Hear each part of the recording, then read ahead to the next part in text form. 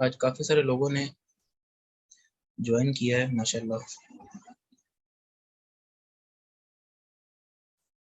I'm seeing a lot of new people. تو جو لوگ بھی جوائن کر رہے ہیں ویلکم دیم آل. انشاءاللہ گیم سٹارٹ کرتے ہیں.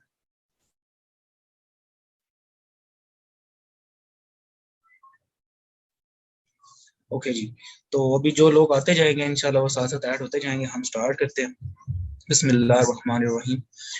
آج جو ہم نے سورہ آپ لوگوں کے لیے سلیکٹ کیا ہے دیٹ از the 100th سورت of قرآن پاک and the name of the سورت is سورہ عادیات.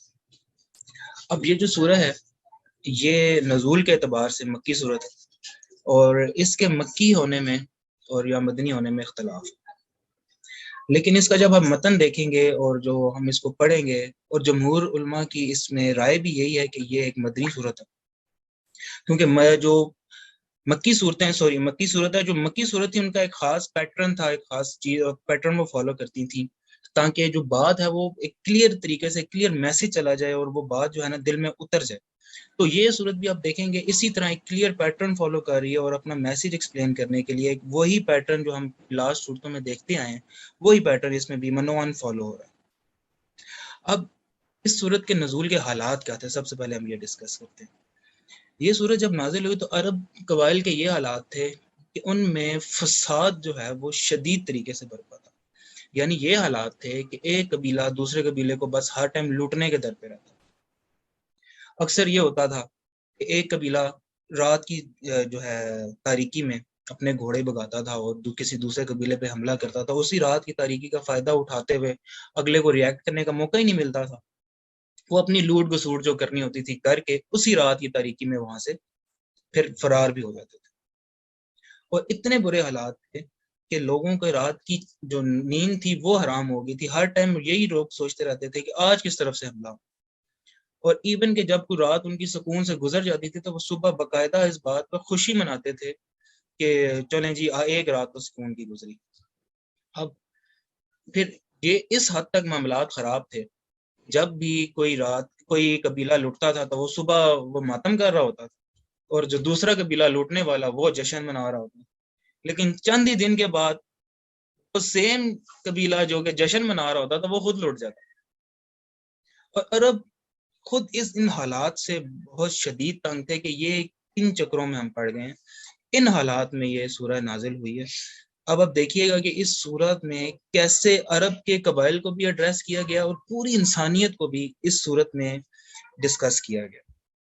اب جو ہے اب میں اپنی اسکرین شیئر کرتا ہوں تاکہ ہم جو ہے نا اس کو آیات کے ساتھ ساتھ پڑھیں. پہلی 5 آیات جو ہیں اس صورت کی اس میں اسی طرح جب جیسے میں نے آپ کو بتایا کہ گھوڑوں کا ذکر ہے, گھوڑوں کی مثال, گھوڑوں کی قسم اٹھا کے جو ہے اللہ پاک نے کیا میسج دیا.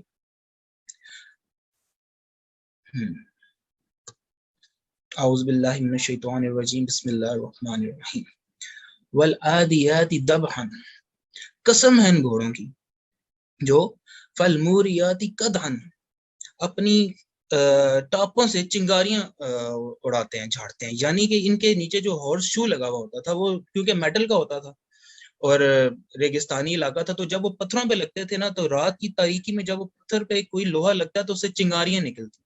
تو یہ اس کی طرف اشارہ ہے کہ جب وہ بھاگ رہے ہوتے تھے تو یہ ادھر سے چنگاریاں اڑا رہے ہوتے تھے. فالمغیرات صبح, پھر صبح سویرے چھاپا مارتے ہیں. یعنی کہ صبح, یعنی کہ جب رات بالکل چھٹ رہی ہوتی ہے اور صبح داخل ہو رہی تھی یعنی سحری کے ٹائم وہ چھاپا مارتے ہیں اپنے دشمن کے طرف, دشمن قبائل کے, جس طرح ہم نے بھی ذکر کیا ہے کہ دشمن قبائل کے جا کے دھاوا بول دیتے تھے وہاں پہ. فَعَصَرْنَ بِهِ نَقْعًا, پھر اس موقع پہ گرد و غبار اڑاتے ہیں کیونکہ ریگستانی علاقہ جب گھوڑے دوڑیں گے تو آپ دیکھیں ایک پورا منظر کریٹ ہو رہا ہے کہ گھوڑے دوڑتے ہوئے جا رہے ہیں, رات کی تاریکی ہے, وہ جو ہے آپ ذرا دیکھیں کہ اللہ پاک نے منظر کشی کیسی کہ گھوڑے دوڑ رہے ہیں اور جو ہے وہ پتھروں پہ ان کے وہ ہورس لگ رہے ہیں, چنگاریاں نکل رہی ہیں, گرد و غبار جو ہے نا وہ اس کا وہ پیچھے سے دھول اٹھ رہی ہے. اور اس دوران کیا ہوتا ہے وَوَسَطْنَ بِهِ جَمْعًا, اور پھر اسی حالت میں وہ کسی مجمع کے اندر جا گھستے, یعنی کہ اسی سارے منظر میں وہ جا کے کسی بھی جہاں پہ بھی انہوں نے حملہ کرنا ہوتا تھا ان کے اندر گھس جاتے تھے. اب یہ اللہ پاک نے یہ گھوڑوں کی مثال یہ کیوں دی ہے؟ اس لیے دی ہے کہ اب یہ دیکھیں کہ اللہ پاک نے یہ بتانے کی کوشش کی ہے اس میں کہ گھوڑا جو ہے وہ کس قدر وفادار ہے. وہ نہیں دیکھتا کہ میرا مالک مجھے کہاں لے کے جا رہا ہے.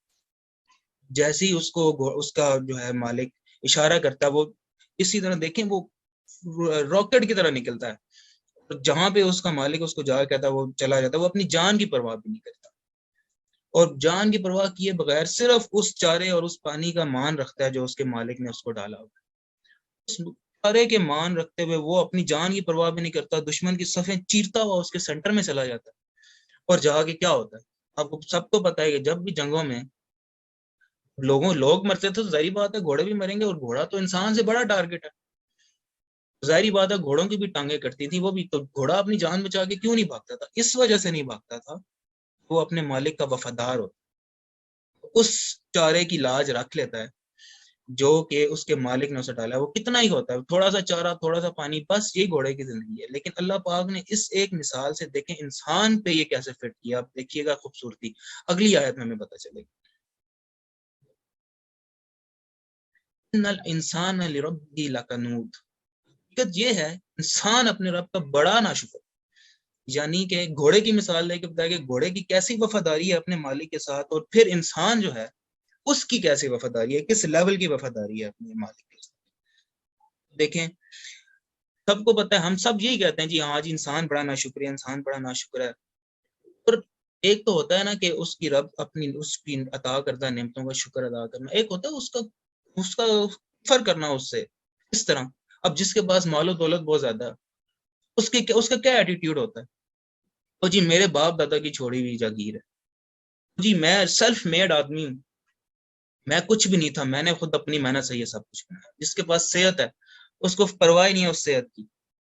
یہ صحت کے اچھا ٹیلنٹڈ آدمی، انٹلیکچولی ساؤنڈ لوگ، آپ یہ دیکھیں بندے کو بندہ ہی نہیں سمجھتے. آپ ایٹیٹیوڈ دیکھیں، اس طرح لگتا ہے اس طرح کی فرونیت ان کے اندر ہوتی ہے کہ جس طرح یہ سب کچھ ان کا خود ہی ہے، خود ہی بنایا ہوا ہے. اس میں اللہ پاک کا کوئی ذکر ہی نہیں ہے، کہیں پہ کوئی وجود ہی نہیں ہے. آپ اپنے دفتری معاملات میں دیکھیں کیا ہو رہا ہے، ہم لوگ کیا کر رہے ہیں. ایک اپنے باس کو خوش کرنے کے لیے 4 نمازیں مس کر رہے ہیں، اور کس کا نام کس چیز کا دے رہے ہیں؟ پروفیشنلزم کا.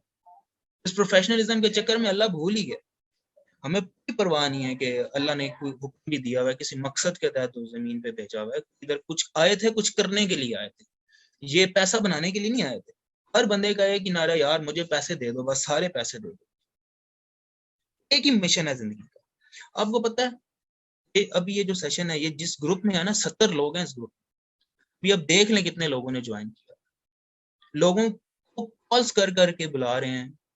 یہ مہران یہ لوگوں کے گھروں میں جا رہا ہے کہ آؤ یار پلیز اللہ کی بات کرتے ہیں، آدھا گھنٹہ دے دو.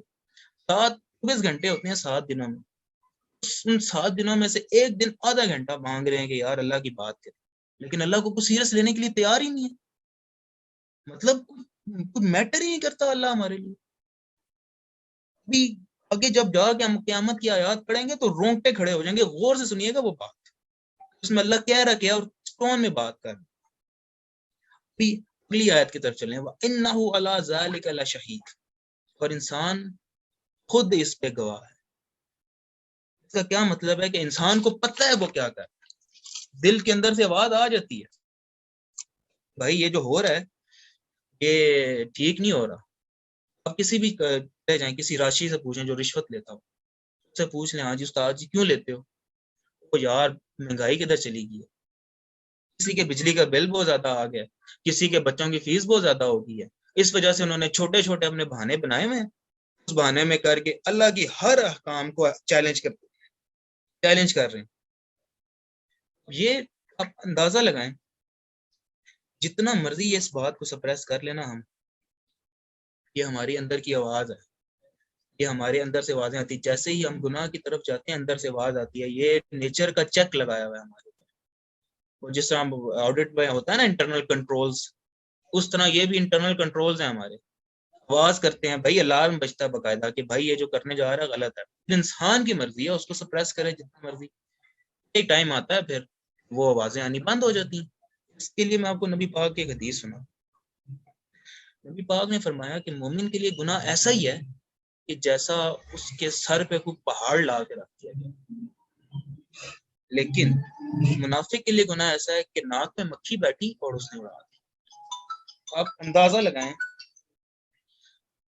نبی پاک نے کس طریقے سے ہمیں یہ بات کتنے کلیئر انداز میں سمجھا دی ہے۔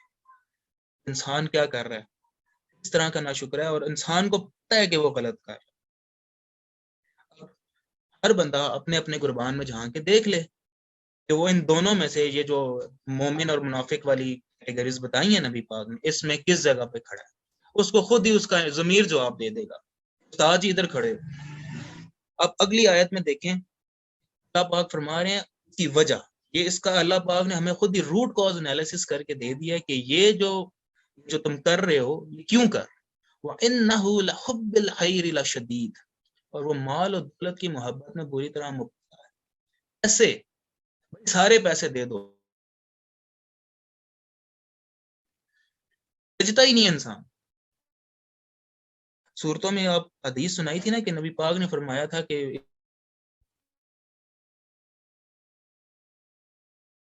اس کی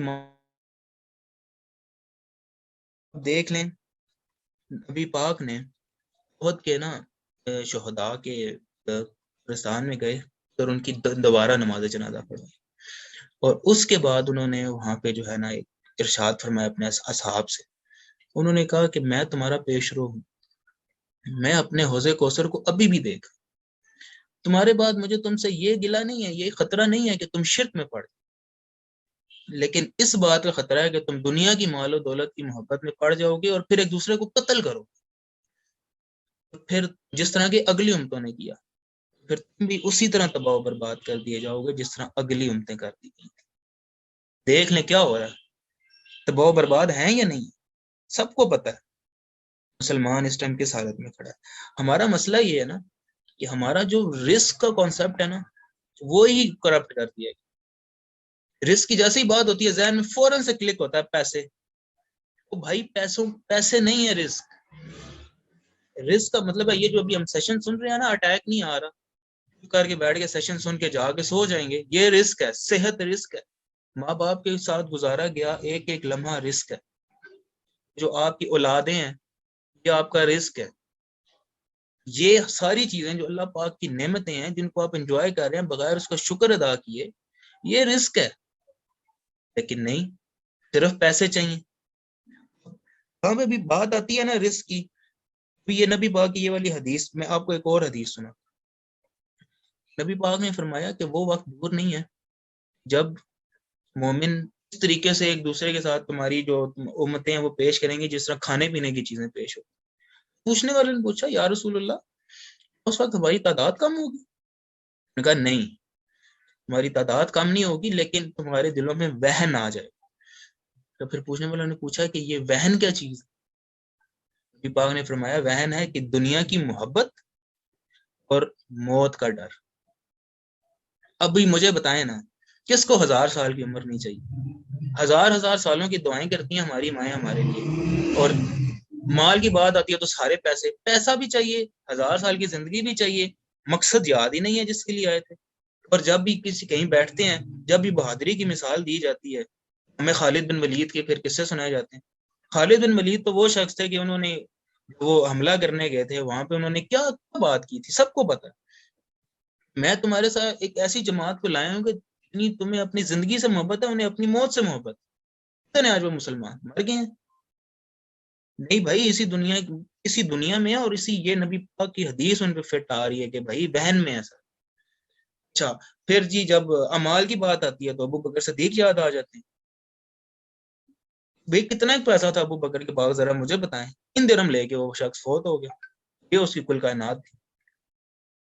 یا تو بھائی ایک سائڈ پہ کھڑے ہو جائیں نا، یا تو پھر آپ لوگ یہ معاملات ہی ہمیں ڈسکس کرنا بتانا چھوڑ دیں، تو بھائی یا پھر اس پہ ہم اپلیکیشن کریں، کہانیاں سنا کے بس نکل جاتے ہیں، اس طرح نہیں ہوتا۔ ٹھیک ہے، اللہ پاک نے فرمایا ہے، ابھی یہ آگے غور سے سنیے گا، یہ آگے جا کے اللہ پاک بتائے گا قیامت میں کیا ہونے والا ہے۔ اگلی آیات آ رہی ہیں قیامت، یہ ہم سنیں گے رونگٹے کھڑے ہو جائیں گے، اپنے دماغ اپنے کان اور اپنی آنکھیں سب کچھ کھول کے کھلے دل کے ساتھ یہ کمپریہینڈ کرنے کی کوشش کیجیے گا، یہ اللہ پاک کیا فرمایا۔ فلا یعلم اذا بقصر ما فی القبور، اور اس وقت نہیں جانتا جب قبروں میں جو کچھ مدفون ہے اسے نکال لیا جائے گا۔ اس کا کیا مطلب ہے؟ سب کو پتا ہے مرنا ہے، اس کے بعد سب کو یہ بھی پتا ہے کہ جب اللہ پاک کی قدرت ہے، جو بندہ جہاں جس حالت میں دفن ہے وہاں سے اٹھا لیا جائے گا۔ اٹھا کس لیے جائے گا؟ کہ بھائی ہر ایک ایک شخص سے ایک ایک چیز کا حساب ہونا ہے، تو حساب دینے کے لیے اس کو قبروں سے اٹھایا جائے گا کہ چلو اٹھ جاؤ، آپ کشی مار لی ہے، مال جمع کر لیا، اب آ جاؤ حساب دو اس کا۔ عبدالرحمن بن عوف سب سے لاسٹ انٹرنٹ ہے جنت کے، سے پوچھا جائے گا کیوں اتنی لیٹ؟ بشرہ مبشرہ میں ہے، یہ یاد رکھیے گا۔ پوچھا جائے گا کتنی دیر کدھر لگا دی؟ پیسوں کا حساب دے رہا تھا جی، ادھر دعا ہی پیسوں کی ہے۔ وہ عبدالرحمن جو اتنی امال کر کے بھی وہ پیسوں کا حساب دیتا رہا اور جو ہے نا سب سے آخر میں دیتا۔ اندازہ لگائیں، اگلی آیت میں دیکھیے گا یہ ہونے کیا والا۔ وَحُصِّلَ مَا فِي الصُّدُورِ، دلوں میں جو راز ہے، جو دفن ہے، اس سے برآمد کر کے اس کی جانچ پڑتال کی جائے گی، یعنی کہ آپ کے صرف ظاہری اعمال کو نہیں تولا جائے گا، نہ دیکھا جائے گا، لیکن جو آپ کے دلوں کے اندر کے موٹیوز ہیں نا، ان موٹیوز کو باہر نکالا جائے گا، نیتوں پہ جن پہ کام کیا ہے نیتوں کو باہر نکال کے رکھا جائے گا، وہ ان پہ بتایا جائے گا ہاں بھی یہ جو نے یہ والا عمل کیا اس نیت سے کی۔ اس کے لیے آپ کو نبی پاک کی ایک حدیث سنا، قیامت والے دن ایک سخی، ایک شہید اور ایک عالم لایا جائے گا۔ اچھا، سخی سے پوچھا جائے گا کہ تو نے کیا کیا؟ وہ کہے گا یا اللہ میں نے مال و دولت اپنا جو ہے وہ تیری راہ میں خرچ کیا، میں نے میں نے اتنی مسجدیں بنائی، تو اتنے دسترخوان سجائے، تو بریکٹ میں بتا رہا ہوں یہ ساری چیز۔ اللہ پاک کہیں گے تو نے یہ سب کچھ اس لیے کیا ہے، دنیا میں جو لوگ سخی کہیں میرے ہاں تیرے لیے کچھ بھی نہیں ہے، دنیا میں تو نے جو کام کیا تھا اس کا اجر تجھے دنیا میں دے دیا تھا، دنیا میں بڑا نام تھا تیرا، بڑا سخی مشہور تھا تو۔ جی عالم کو لایا جائے گا، ہاں جی آپ نے کیا کیا؟ عالم صاحب کہیں گے جی میں نے اپنی ساری زندگی اسلام کو دے دی، میں نے تیرے رستے میں دے دی، لیکن اللہ پاک کہیں گے اس لیے دیے کہ تیری عزت ہو، لوگ تجھے عالم کے تیرے ناموں کے ساتھ لمبے لمبے دمے لگائیں، تو شیخ الحدیث تو پتہ نہیں کیا تو کیا، یہ کر کے میرے پاس کوئی نہیں ہے، دنیا میں تیرا بڑا نام تھا، بڑی عزت تھی، بس وہی تیرے لیے تھا، بس اوندے منہ کر کے جہنم میں۔ جی شہید کو لایا جائے، نے کیا کیا؟ یا اللہ جان تھی تیرے لیے دے دی، اچھا دے دی جان، اللہ کہے کہ تو نے جان اس لیے دی کہ تجھے دنیا میں بڑا بہادری کے تیرے قصے مشہور ہو جائیں، تجھے دنیا میں لوگ بہادر کہہ کے جاتے ہیں، تو بڑا بہادر مشہور ہوا ہے، بہت نام ہے، بڑے نام، بڑے تجھے تمغے بھی ملے، وہی تھا وہ اجر اپنا دنیا میں لے چکی، اور میرے پاس کچھ نہیں ہے تمہارے لیے، اوندا منہ کر کے جہنم۔ اب اندازہ لگائیں کہ وہ تین کام ہیں جو کہ آج ایسے ہو رہے ہیں نا، بلکہ میں کیا بتاؤں گا آپ کو، سب کو پتا ہے، آپ سب ماشاءاللہ سے شعور لوگ ہیں، علماء ناموں کے ساتھ یہ 10 انچ کی دم نام کے آگے لگی ہے، 10 انچ کی دم نام کے پیچھے لگی، ان کے گردنوں میں سریے دیکھیں، بیٹھے ممبر پہ ہوتے ہیں، پریچ عاجزی کر رہے ہوتے ہیں اور غرور کے ساتھ، یہ تو حالات ہیں، ان کے احترام میں کوئی کھڑا نہ ہو ان کی انسلٹ ہو جاتی۔ یہ اب عالم ہوتا ہے، نبی پاک کے دور میں نبی پاک کے لیے کوئی کھڑا نہیں ہوتا تھا، ابو بکر فرماتے ہیں ہمارے درمیان ہم سے سب سے بہترین شخص آ کے جب بیٹھتا تھا تو کوئی بھی ان کے لیے کھڑا نہیں۔ اور آج کل کیا رواج ہے، او مولوی صاحب آ کے جی سب یار کیوں، انہی لوگوں کا ذکر ہو رہا ہے، سخی ہے جی کہیں جائیں گے چیریٹی کریں گے، جب تک تصویر نہیں ہوگی ایچ ڈی میں، جب تک فیس بک پہ تصویر نہیں چڑھے گی چاسی نہیں آئے گی، لیکن نبی پاک کیا فرما رہے ہیں کہ خیرات اس طرح کرو کہ ایک ہاتھ سے کرو دوسرے ہاتھ کو پتہ بھی نہ چلے، یہاں پہ جب تک پوری پنڈی کو پتہ نہ چلے مزہ ہی نہیں آتا، پتہ ہی نہیں چلتا جی خیرات کی ہے۔ شہید بھائی وطن کے نام پہ لوگ جانے دے رہے ہیں، جان تو اللہ کے لیے دینی تھی، جان تو اللہ کی امانت کی دینی اس کے لیے تھی، یہ وطن کے لیے دے رہے ہیں۔ اقبال نے کیا کہا ہے، تازہ خداؤں میں بڑا سب سے وطن ہے اس کا جو پرہن مذہب کا وہ کفن ہے، یعنی کہیں کسی اور چیز کے لیے، غیر اللہ کے لیے جان دے کہ مشرک نہ مر جائیں. یہاں پہ فلانا شہید روڈ تو فلانا کرنل شہید روڈ تو فلانا روڈ. یہ ملک کے لیے جانے دی ہوئی، اللہ کے لیے جانے نہیں دی ہوئی. یہ اپنے مسلمانوں کو مار کے افغانستان اور امریکہ کی جنگ میں جی بیچ میں کر کے مر کے قوم کے لیے شہید ہو کے جی تو شہید کا ٹائٹل ہے. اس طرح نہیں ہوتی شاید. شہید وہ ہیں فلسطینی بھائی میرے جو ادھر مر رہے ہیں، وہ شہید ہیں، ان کو کوئی نہیں شہید کرتا. ادھر سے پتہ نہیں ایسے ہی ایک دم سے شہید ہو گئے. اپنی ڈیفینیشنز کو ہمیں ٹھیک کرنے کی ضرورت ہے.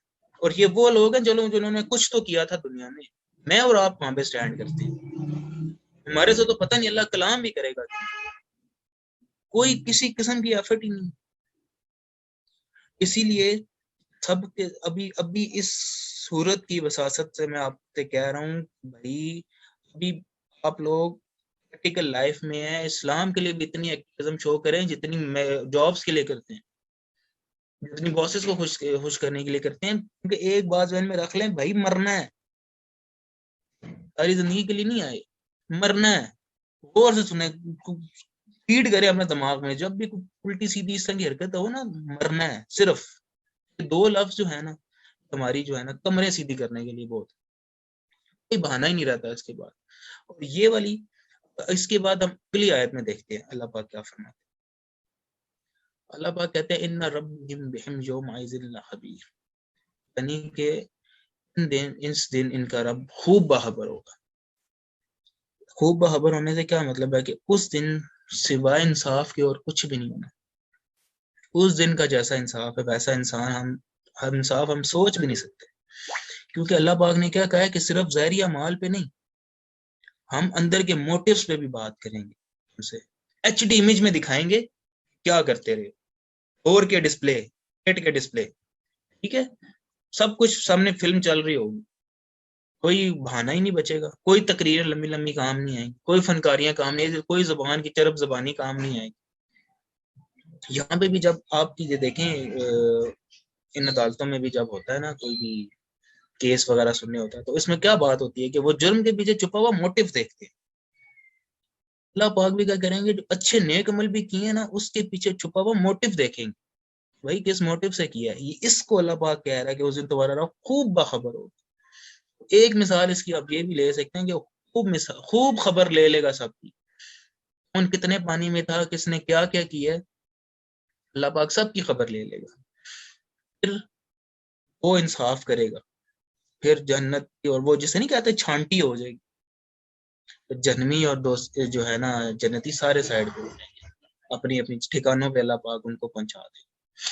آپ اس صورت کی کریٹیکلٹی دیکھیں، کتنی آیات ہے، 11 آیات ہے، لیکن اللہ پاک نے ان 11 آیات میں نا کس طریقے سے سارا جو ہے آپ کو بتا دیا کہ کیا ہونے والا ہے.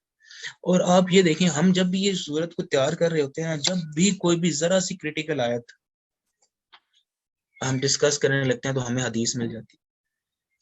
اس سے یہ پتہ چلتا ہے کہ نبی پاک اس طریقے سے بہترین طریقے سے اپنا پیغام پہنچا گئے ہیں 100%. یہ آگے ہمارا فلا ہے کہ ہم نے ڈھونڈا ہی نہیں.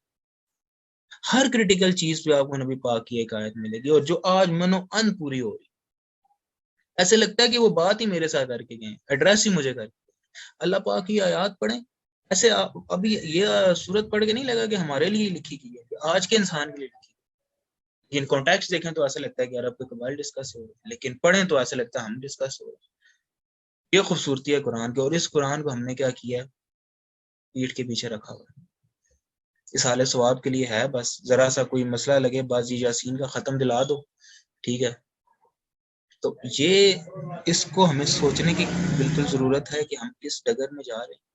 اور پلیز پلیز جو ہے نا قرآن سے جڑ جائیں، قرآن سے جڑ جائیں، اپنے جو سوشل سرکٹ ہے اس میں یہ پیغام عام کریں. ہمارے سیشن میں نہیں آتا کوئی نہ آئے، یہ میرے سے یہ ریکارڈنگ شیئر کریں، یہ پریزنٹیشن لے جائیں، لیکن بتائیں پلیز ایکٹیویزم شو کریں. یہ بس وہ دور گیا کہ بس بیٹھ کے تزکیہ کر رہے ہیں، تزکیہ نفس ہو رہا ہے، تزکیہ نفس ہو رہا ہے. نہیں بھائی، ایکٹیویزم کا دور ہے. ہم جنگ کے دور کے مسلمان ہیں، امن کے دور کے نہیں ہیں. اس لیے پلیز میری بس آپ لوگوں سے یہی گزارش ہے کہ اس کو اپنے زندگیوں کا پارٹ بنائیں، آگے سے آگے پیغام پہنچائیں. اور جب بھی اس طرح کی کوئی بھی سورہ پڑھیں جس میں اس طرح حساب کا ذکر ہو، اللہ پاک سے یہی دعا کیا کریں کہ اللہم حاسبنی حسابا یسیرا، یعنی اللہ میرے سے آسان حساب لے، میرے حساب میں آسانی فرمانا۔ یہ دعا آپ کانسٹنٹلی پڑھا کریں تاکہ جو ہے نا اللہ پاک ہم سب پہ اپنا رحم فرمائے اور جو ہے ہمیں اپنے رستے میں نکلنے کی، عمل کرنے کی توفیق عطا فرمائے۔ صدق اللہ العظیم۔ اللہ پاک سے دعا ہے کہ جو میں نے حق بات کی ہے اللہ پاک ہمارے دلوں میں راسخ فرمائے۔ اگر میرے سے کوئی کمی کوتاہی کمی بیشی رہ گئی ہے تو اللہ پاک میرے سے درگزر کرے۔ وما علینا الا البلاغ۔